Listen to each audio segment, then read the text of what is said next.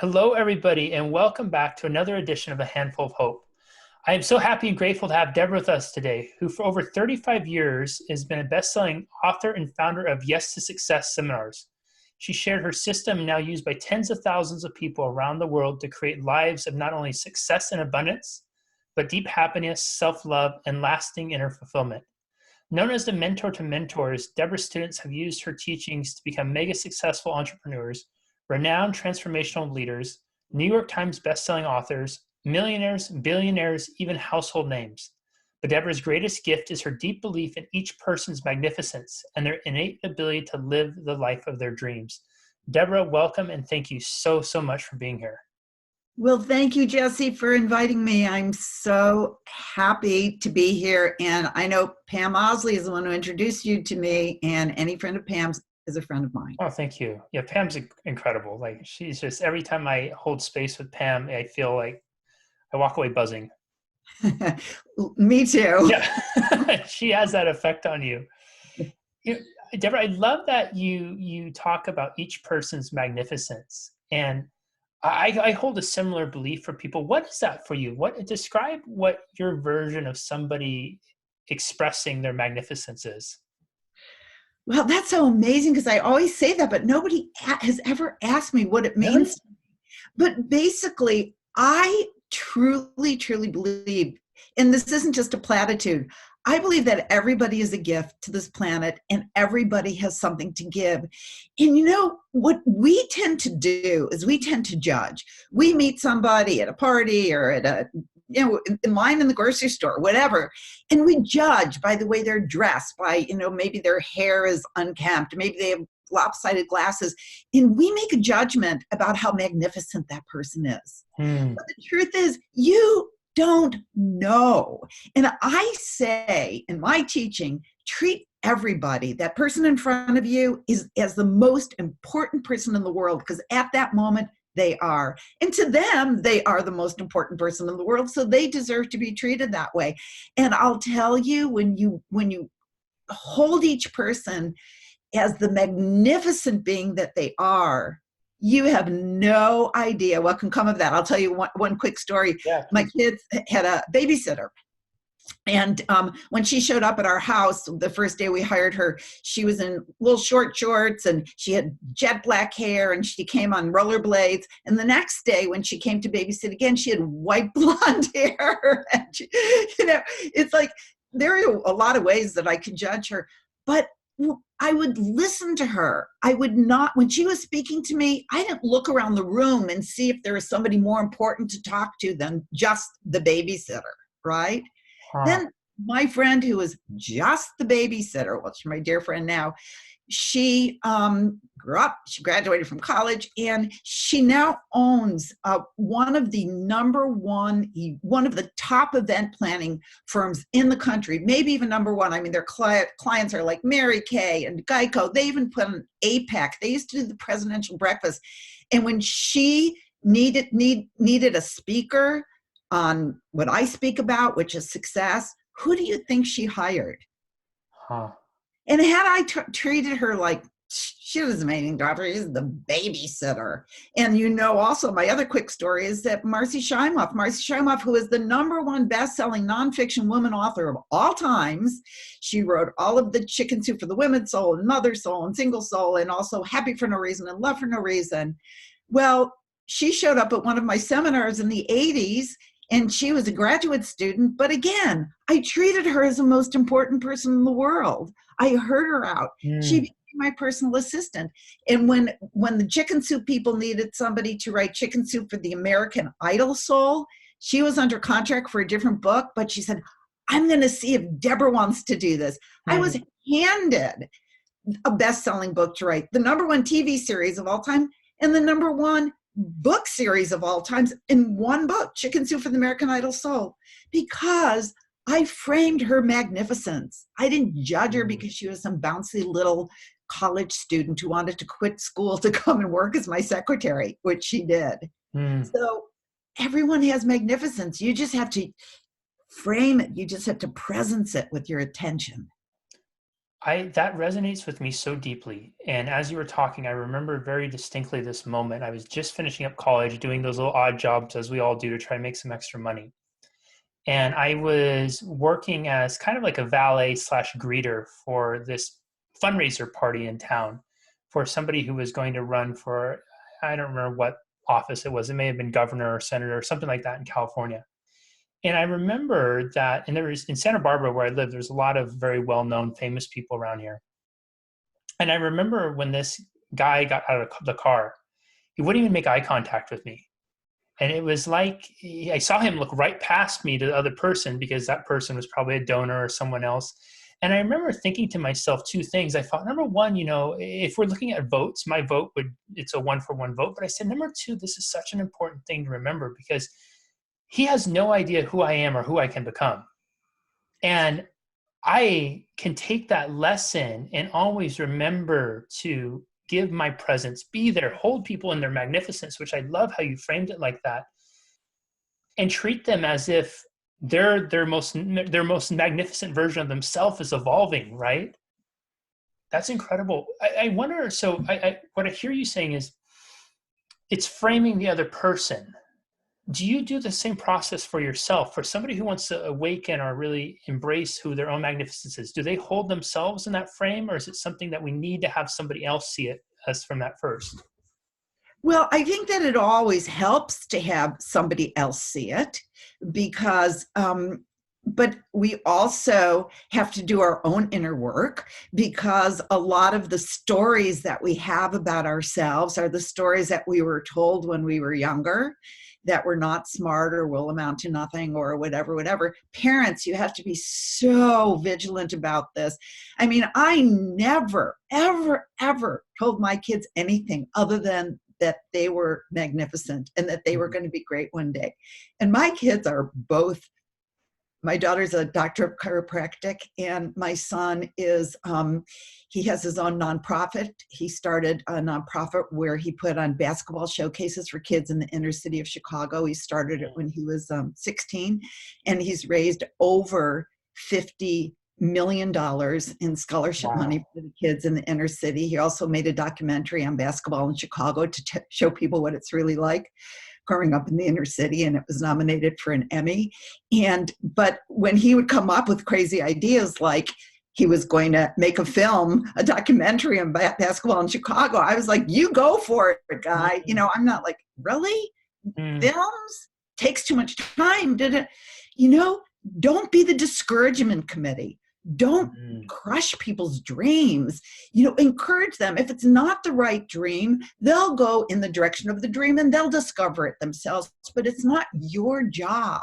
Again, frame their magnificence. And what happens is that when you do that for other people, it will always come back to you. That's the law of reciprocity. And I'll tell you something else. I don't know if you've ever studied Kabbalah, which is the Jewish mystical text. But it says in Kabbalah that we are here to do God's work on earth. So God works through us, and that's the God of your understanding. And one of the passages in Kabbalah is that when the Creator looks down and sees you treating a person like the child of God that they are, then the Creator says, oh, look at Jesse. He is doing my work, treating that person so well. I will take care of Jesse.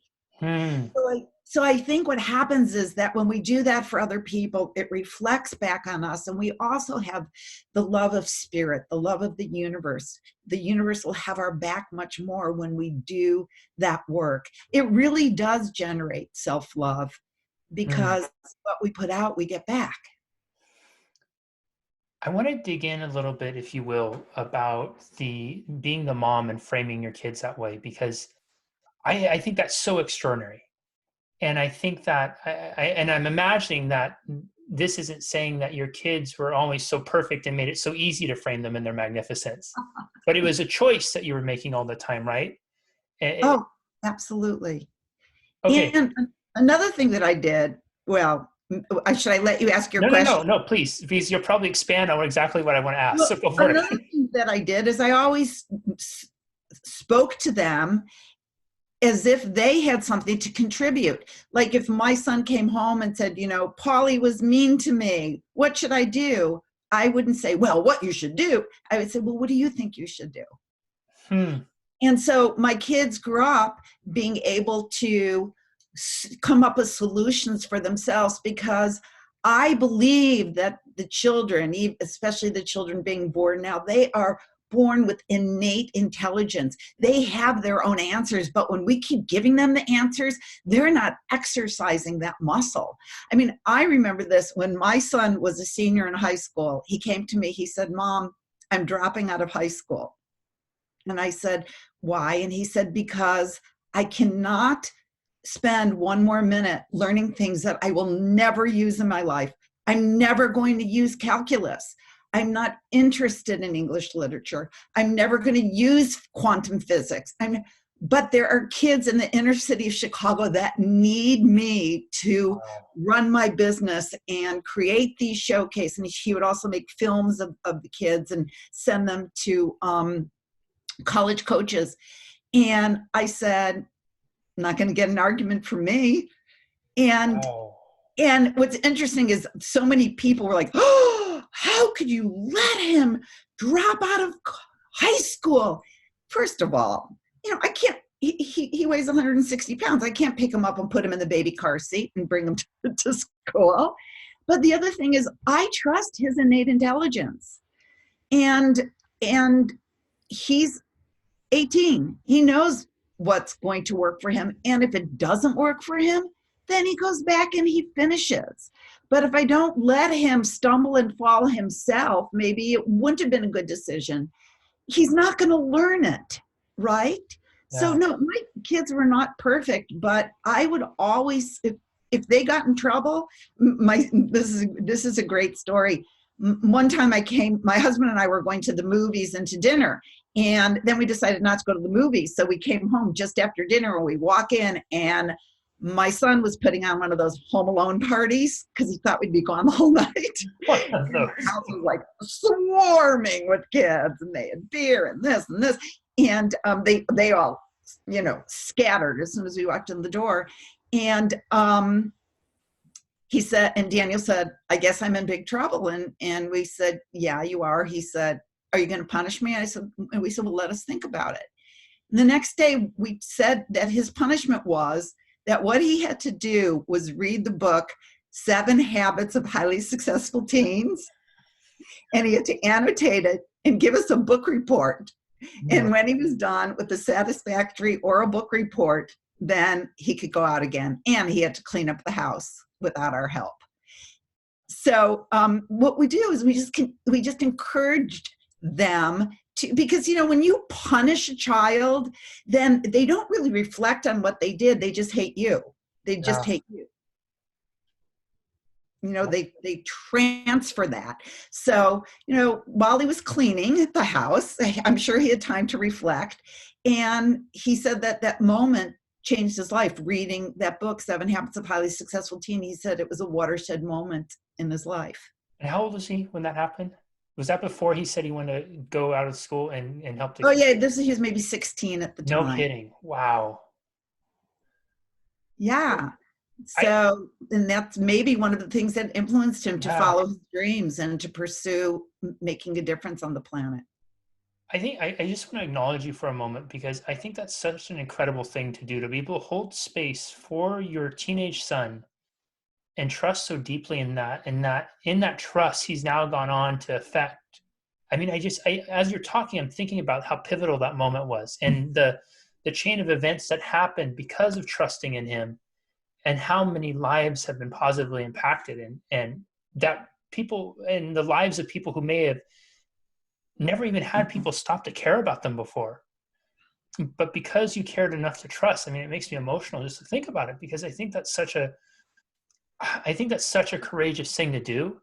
And especially when it goes against what it's supposed to be, how it's supposed to look of society. And I remember being a kid so much struggling in high school because there's so much stuff. I was like, God, this is so stupid. I'm never going to use this. But I was always told, well, you got to suck it up because everybody has to, and you may use it someday. Guess what? It's how many times I still am not using calculus, still not using physics, still not using all those types of things. And I'm wondering if you might be able to expand, Deborah, just a little bit. You said you trust in his innate intelligence. How do we even begin to develop that trust? Well, you just know that everybody has innate intelligence, Hmm. and you just have to stop before you start giving everybody advice and take a breath and say, well, what do you think? Hmm. Give them space. Again, we judge people and we think, what does that person have to offer? But everybody, if we just give them space to use their own best thinking, it will come out. And then instead of, you could even be in a business meeting, a board meeting. I was actually on a summit the other day, and it was on sexual abuse. And I said, not everybody has been sexually abused, but we've all been abused, because we're abused every time we're in a meeting, business meeting, and we share what we think is a great idea, and we are belittled for it. Like, that's so stupid. That's not going to work. How Yeah. did you come up with that one? Or Yeah. just the eye rolling, or just being dismissed. Yeah. That's abuse. Oh God. Right. That is abuse. Yeah. And we have to be very, very vigilant to not be the abusers. Because again, there's this saying in the Talmud, change one person's life and you've changed the world. If somebody gives an idea, and it might not be the best idea in the world, but if you could say, I could see how that might work, or Mm. just frame it in a way that uplifts that person, you might be changing that person's life forever, and thus changing the world.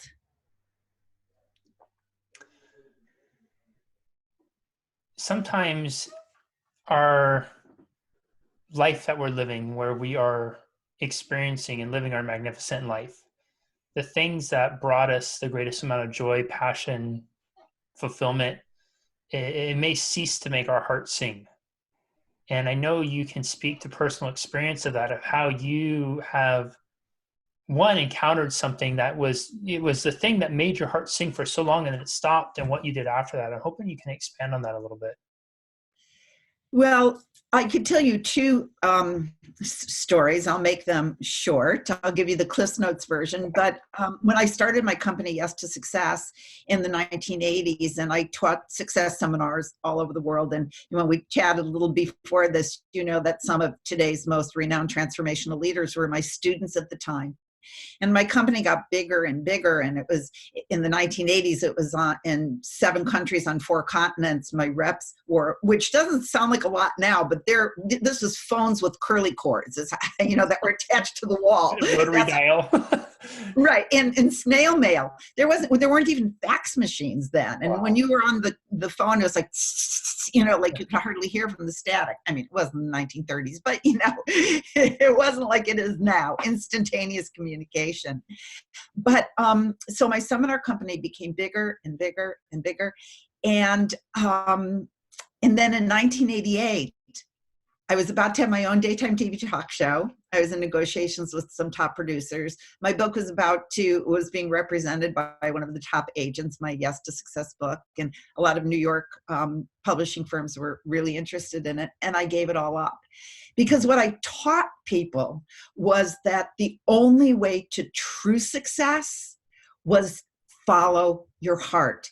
And even if it means taking time away from your business, like if you have to take time, maybe you're building a seminar company, okay? And your mother is diagnosed with cancer and you are torn. Should you continue or should you be at your mother's side? Guess what? If you follow your heart, what you were put on earth to do, what in Sanskrit is called your dharma, is not going to go away. As a matter of fact, if you follow your heart, it's going to be there stronger when you come out on the other side. And in 1988, at the height of my success, my daughter was born. And I took one look at her and I thought, new passion. I didn't want to leave her to go to the bathroom, let alone leave her to get up at 5 o'clock every morning and tape a TV show. And everybody said to me, are you going out of your mind? Because they thought I was nuts to give it all up. I said, Mm. absolutely. Out of my mind and right into my heart. But I was a product of what I had already studied, which was the principles of creating a successful life. And I knew what I was put on earth to do. I knew I was supposed to be a teacher. I knew I was supposed to be a speaker. But I also knew that my heart was with my baby girl. And I Mm. ended up being a full-time mom at home for 21 years because my Wow. son was born 3 years later. And what was interesting is that when I came out on the other end 21 years later, all of my friends who used to be my students were now mega successful speakers. And as soon as I said I'm ready to go again, they were like, oh, I'll get you a speaking gig. Oh, why don't you go into business with me? We could do this seminar. I mean, because as you sow, so shall you reap. And those were the people that they remembered when they were just college students. I treated them like the most important person in the world, Wow. and I helped them with their careers. Now here I am 21 years later, and everybody is talking about how to create success. I wasn't the only show in town anymore, but man, they got me on stages and we formed partnerships, and boom, my business exploded again. So I followed my heart, and I believe that it will never lead you astray. So, and then what happened, the other part of the story is I did go into business with Marcy Scheimoff, and we started a company called Your Year of Miracles, where it was a 1-year program for women where we taught women how to create miraculous lives. And after like 4 or 5 years, I wasn't excited about it anymore. Mm. And I taught people that to do what makes your heart sing. And I'm a creative, and I love creating material. And we had already created the material, and it was working, so there was no reason to uncreate it. But it didn't make my heart sing because there was no creativity anymore. You get what I'm Yeah. saying? Yeah. We do the same thing every year. We didn't want to touch it because it was working in people's lives, but it wasn't making my heart sing. So here I was in this exploding company, very lucrative. I mean, we did multi-million-dollar launches every year, and I left Mm. because, again, people have authenticity meters. Jesse, you know this.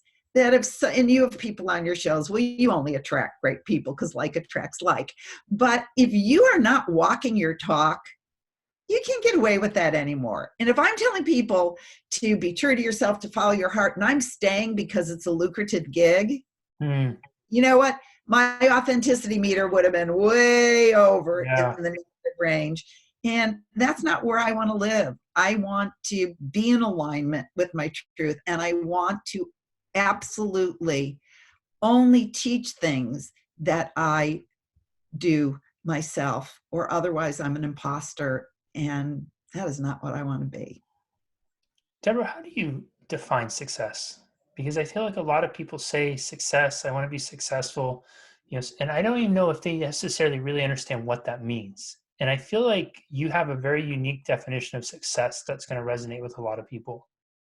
Yes. Well, first of all, we know that success has nothing to do with a big bank account and a fancy house and a big car and fame and fortune, because all we have to do is look at the lives of people who become superstars. And they are some of the most unhappy people on the planet. I have people who have fat bank accounts, and I have to talk them off the ledge constantly because their lives are miserable. Mm. I think a lot of what we have to do if we really want to truly feel successful is to live in alignment, to be true to ourselves, to follow our hearts. Everything that I'm talking about, that's true success. And I think a lot, especially around right now, the way we can feel successful is by giving. Mm. We watched during this time, these interesting times of this pandemic, and you watch the doctors and the nurses and the first responders and even the little kid who plays his violin on the sidewalk to entertain the elderly neighbor, the people who risk their lives to bring food to people who are living in tent cities, in Oakland or wherever. I saw a little piece on it. Those are people who are successful, because when you are in your deathbed, you are not going to say, yes, I had a really successful life, I had a bigger house than my neighbor. But you will lie on your deathbed and you will think about all of the people whose lives you contributed to, all of the people who you made happy. How many meals did you serve? How many people did you applaud for? You see the nurses applauding for the people who overcome the virus and are led in the wheelchair out of the hospital, and how many people's lives did I uplift? That's the only thing that matters. That's the true success. If you wake up in the morning and ask, how can I change a life today? How can I contribute today? How can I make a difference? Even if it's just picking up the phone and calling your aunt in a nursing home to say, how are you doing? What I did the other day is I went online and I found these candles, and they said things on them like hope and love and strength. And I just sent them to a bunch of friends of mine with little notes that say, just thinking of you. What can you do to uplift other people? That's it. That's success. Can I share one story? I know. Please, absolutely. Okay. I just have to tell you this one story. So, I had this amazing career that I gave up to be a mom at home. And people say to me, did you ever doubt your decision? And I always say to people, absolutely. Of course I did. Come on. I'm human. If humans doubt, we're not robots, right? Robots don't doubt. We're humans. And when I see all of these people who are my students on the New York Times bestseller list, you don't think I had doubts? I mean, they get the New York Times bestseller list. I get these two, whiny kids. Anyway, love them with all my heart. So I remember this one particular day, when they were particularly out of sorts. And I usually didn't put them in front of the TV, but this was the TV day. So my daughter wanted to watch Barney, and she had a speech impediment. She couldn't say her R's, and she goes, Wheels Boney, Wheels Boney. I'm like, I'm getting you Boney. Just like, hold on. So I'm doing this channel check. I swear, Jesse, on Oprah was one of my students. No kidding. At that moment, right? And he was showing Oprah this, it's a way to show the power of the mind, that the mind could even move matter. And it was something that I cognized it actually in a meditation, and I taught it at all my seminars. Now, he was teaching Oprah. Now, nothing wrong with him teaching Oprah. When I retired for those 21 years, I said to people, take my stuff. You don't have to give me credit. The world needs it. Go. Okay. So that was fine. However, I had these two whiny kids. He had Oprah, and Oprah is going, oh my goodness, this is so amazing. I'm going to teach my whole staff. This is so powerful. Oh, this is so genius. So I'm standing in front of the TV, and I burst into tears, and I'm sobbing, because at that moment I thought, okay, I have ruined my life. Really? Right? Really? And the only thing that got me out of my self-imposed stupor was my little girl goes, Mommy. I go, yeah, sweetie. She goes, I think you forgot our popsicles. I'm like, yeah, I did forget the popsicles. So I go into the kitchen, and I'm mad at God. Like, God, you really screwed me over here. And I get this message from God. And when I say message from God, guys, it's not like Charlton Heston, in the 10 Commandments. Yeah. God does not say, Deborah, I have a message. Right? Just a little whisper in my ear. And it was like, remember the book. And I'm like, yes, that was supposed to be my book. It was in the hands of a New York publisher. And then I got this little voice that says no. And I saw an image of a book that I had read years before. It was called something like Return from Tomorrow, something like that. It's been out of print for years. But it's a story of a man who died, and then he came back. So he was able to tell his story. And his story was that he went through this tunnel of darkness. And at the end of the tunnel of darkness, there was a being of light who greeted him. And the being of light said to him, would you like to see like a movie film of the highlights of your life? And the man said, yes, I would. And it was a very short movie reel. It showed him dancing with his daughter at her wedding. It showed him showing his son how to swing a baseball bat. And the man, even in heaven, he's indignant. He goes, well, what about when I brought my companies public? What about when I opened up the factories in Japan? And what about, and the being of light said to the man, all of those moments glorified you. And then the being of light said, would you like to see the life of somebody else who just passed over? And he said, yes, I would, still indignant. And in the book, he says that these curtains of golden light parted, and there sitting on a throne of light, surrounded by a host of angels, was the woman who used to clean his house, who used to take 2 or 3 buses to be able to make a few dollars cleaning his house. And the being of light showed the highlight reel of this woman's life. And it was an endless reel. And it showed her carrying a pot of soup to a sick friend. And it showed her comforting a child who had been bullied. And it showed her stroking her mother's hair as her mother is making her transition. And it showed her cheering at the baseball games for the kids who didn't, their parents couldn't be there to cheer for them because they had to work 2 or 3 jobs. And it showed the woman just going to church and hugging people up and saying, how you doing today? And then the being of light said, you know, you always judged her as such a sad, pathetic kind of a creature, but she had a glorious life. And when you get here, you find out that the only thing that matters when you're on earth is how much love you give. So for me, to answer your question, you know, I gave things up, but I gave nothing up.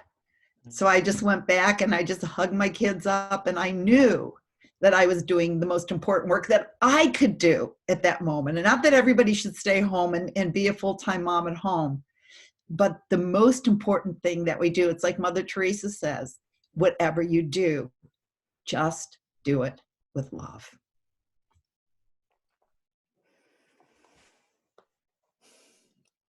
I told you before we started, we were going to run out of time way too fast. And I want to just ask you one final question.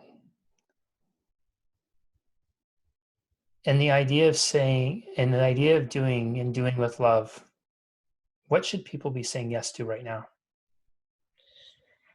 Well, I actually think that I mentioned it a little bit already.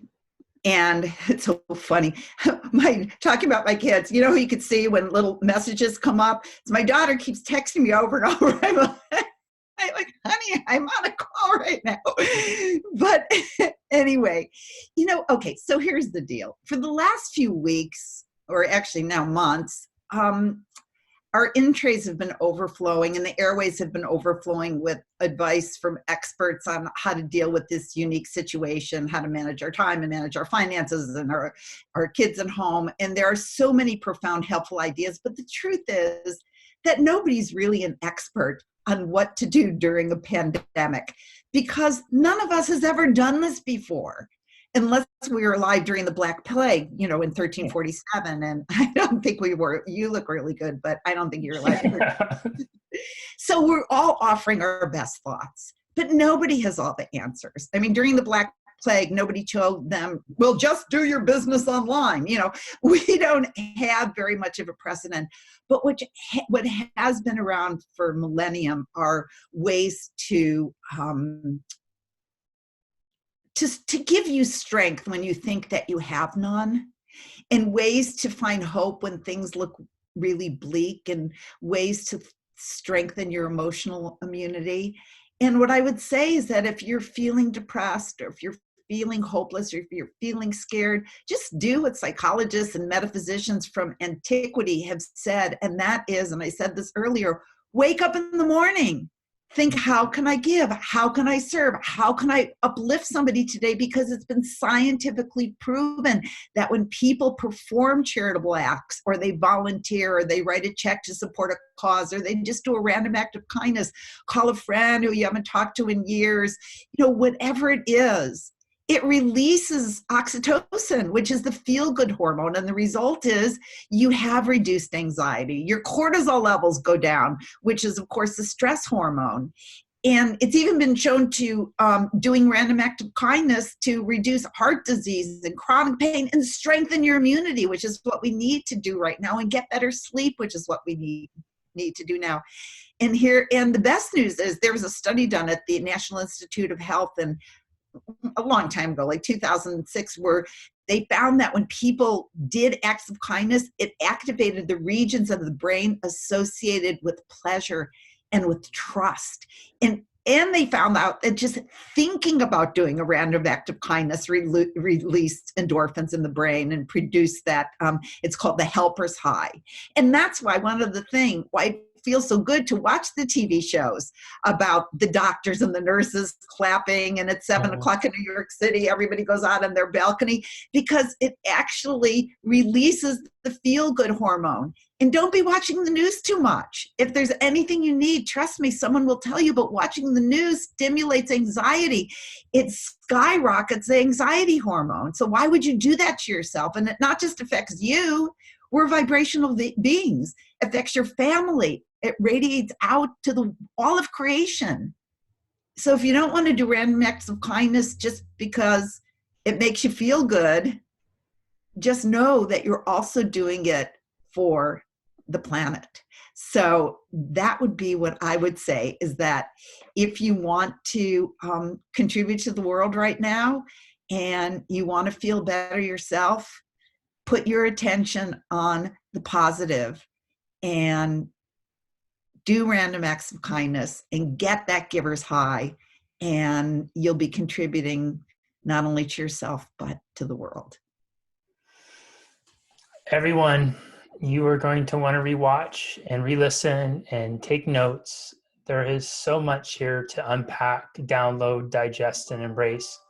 Whether it's the idea of trusting in the innate intelligence of your loved ones, framing people in their magnificence, framing yourself. My gosh, what a powerful practice that would be, is if every time you stood in line at the grocery store, especially now when the grocery store going here, it's mid-April, is a very stressful time for most of us. We're looking around, we have masks, gloves on, we're questioning if people are sick.